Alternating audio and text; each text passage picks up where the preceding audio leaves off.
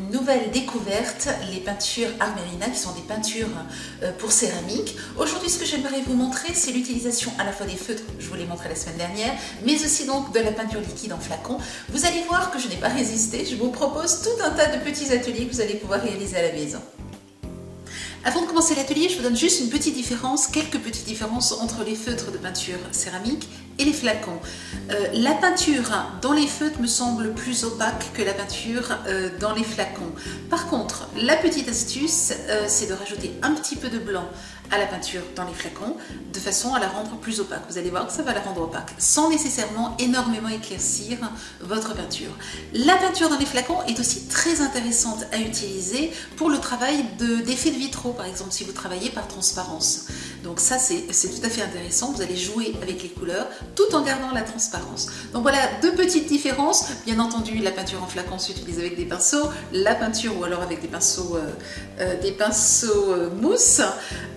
Et la peinture en feutre s'utilise tout simplement comme on utilise un feutre. Ça y est, on y va, je vous ai tout dit.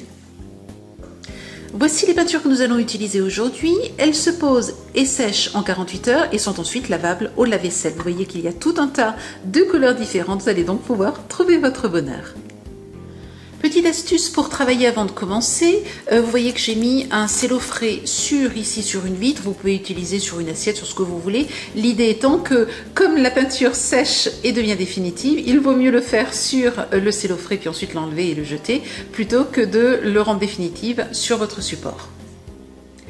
Vous pouvez utiliser cette peinture avec des petits pochoirs qui vont bien adhérer sur les supports. Je vous conseille donc d'utiliser principalement ceux-là que vous allez trouver dans les boutiques. Vous allez en trouver tout un tas différents. Donc là, c'est vraiment très simple. Vous utilisez ces pochoirs, vous les placez sur le support. Ensuite, vous utilisez le petit pinceau mousse pour pouvoir tapoter. Alors ne mettez pas trop de peinture. Il vaut mieux laisser sécher un tout petit peu, 2-3 minutes, et puis remettre une deuxième couche plutôt que d'avoir trop de peinture qui risque ensuite de baver.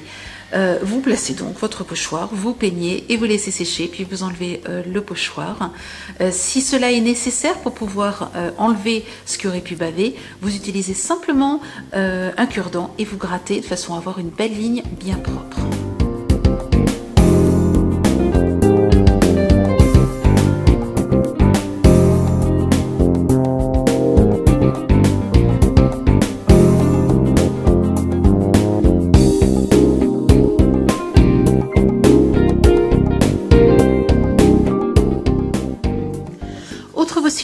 Vous allez l'utiliser comme un fond.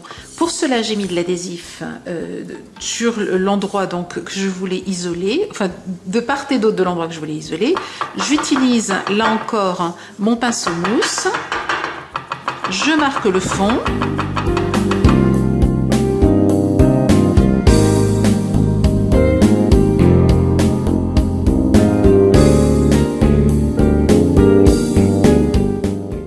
Laissez sécher une minute et là encore, s'il y a des petites bavures, pas de souci, vous pouvez les enlever comme ceci en les grattant au cure-dent. Mais ce que je trouve vraiment intéressant en laissant sécher cette peinture, c'est que vous allez pouvoir jouer et réaliser soit des textes, soit des motifs à l'intérieur en grattant justement la peinture. Sur ce principe en fait du grattage. Donc c'est tout simple. Vous allez pouvoir venir ainsi à l'intérieur réaliser des dessins ou des textes. Et voici ce que j'ai réalisé par exemple sur le bord d'une assiette.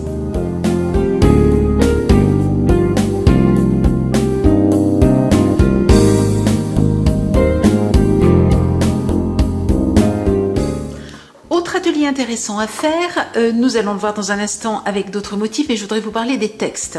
J'ai réalisé, vous allez les retrouver dans les tutoriels, j'ai réalisé un cadeau pour un mariage avec le prénom des mariés, la date du mariage et un petit texte. Pour cela, vous allez décider donc du texte que vous voulez. Vous allez le reproduire par transparence sur une vitre au dos et vous allez ensuite le placer tel que vous le souhaitez sur votre support. Il suffit ensuite de retourner le support, de retracer les textes avec donc un feutre acrylique et bien entendu ensuite à l'endroit, ils seront à l'endroit, vous aurez les textes à l'endroit. Vous pouvez ensuite couvrir le dos d'une couleur ou le laisser transparent comme vous le souhaitez et vous allez ainsi pouvoir personnaliser vos cadeaux tout en ayant un plat dans lequel on va pouvoir poser des aliments puisque la peinture est au verso du plat.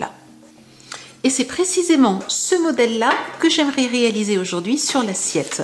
J'ai donc imaginé un patron. Alors j'ai eu un petit accident d'eau juste sur mon patron et je vais donc utiliser, alors là ça n'est pas un texte, peu importe le recto, le verso, sauf si vraiment vous voulez avoir votre dessin, mais vous voyez que c'est quasiment symétrique. Ce que je vais faire ici, c'est vouloir avoir et reproduire ce dessin là. Je vais donc le placer à l'envers ici, donc je vous le disais, peu importe ici le recto verso, puisque ce n'est pas un texte, à l'envers il donnera le même effet. Et je vais simplement reproduire le dessin en passant les contours avec un feutre noir. Ensuite, il suffit d'utiliser la peinture à l'intérieur, de peindre avec un pinceau fin. Ce que je vous conseille, c'est de mettre au moins 2 couches. Enfin, vous voyez à quel moment votre peinture est vraiment opaque. Une fois qu'elle est opaque, vous laissez bien sécher pendant 1 ou 2 heures. Et puis ensuite, vous mélangez la peinture. Alors moi, j'ai utilisé du noir et du blanc de façon à faire du gris.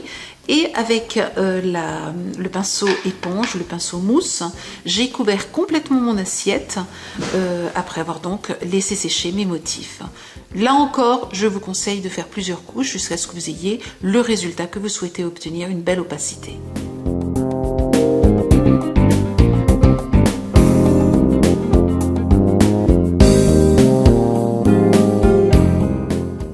Pour l'atelier suivant, je voudrais travailler dans un esprit vitrail avec la transparence des peintures que je trouve vraiment très intéressante. J'ai donc pris une paroi de séparation de 14 cm et nous allons travailler dessus. Je commence par réaliser mon dessin simplement en ayant fait le contour et puis maintenant je vais faire le dessin à l'intérieur et je n'aurai plus qu'à travailler donc par transparence.